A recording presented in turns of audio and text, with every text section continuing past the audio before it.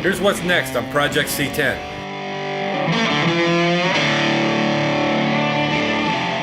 Hello, I'm John, and we're going to take the cross member, we're going to take the old tired suspension completely apart and get everything ready for sandblasting so we can make it all new and pretty again.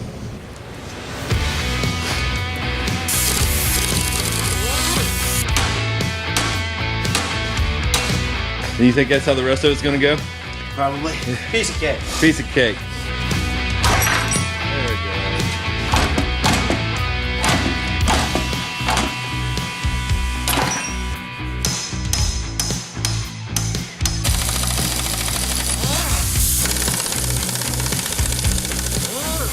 We just got to get the rubber bumpers off and then clean them up, and then we'll try to press out the ball joints. We're cutting out the riveted ball joint that can no longer be used because it's kind of destroyed. Yep. So we got to cut the rivets off of it to get it out so we can put a new one in.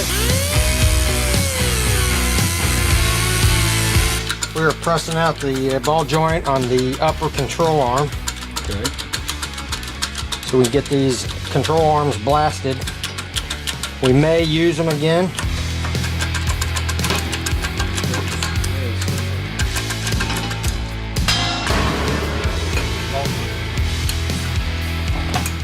Right now we are removing the, breaking down the rear end. We already popped the diff cover off so we can pull these axles out, switch over from a 6-lug to a 5-lug axle. We are doing away with the backing plate assembly so we can make the disc brake conversion here on the back. Pulled the axles out, which again had the 6-lug axles, Right. going to the new 5-lug axle. Excellent.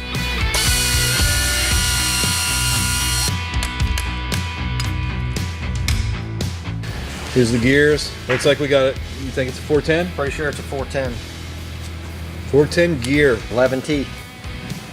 So it's 411. 410, 411. So we got a pretty steep gear, which you're going to need it with the big tires, and we're going to have an overdrive transmission. So that is all going to work in sync. All right, so we put our carrier assembly back in after getting the bearings pressed on, getting ready to load the axles, but we want to make sure it's all shimmed properly. So we painted up the gears here so we can run it, the ring gear against the pinion. Yeah. And the first trial run before it got completely dry looked like it had left a nice pattern where it's hitting the gears, the whole face of the gear perfectly fine. And what you're looking for is a nice consistent pattern where it's wore out. That way you can tell exactly where it's hit. And it's looking like we're making contact pretty much across the whole face of the gear. We just got new bearings pressed on the differential here. Okay. Got everything lined back up. Getting ready to drop it back in the housing. There it goes. Getting a little closer. There we go. Beautiful. Now what we'll do is we'll run some paint on there on the gear surface so we can make sure it's tracking right. We're going to put the clamps back in it, drop the C-clips in it after we get the axles in, and we'll button this thing up.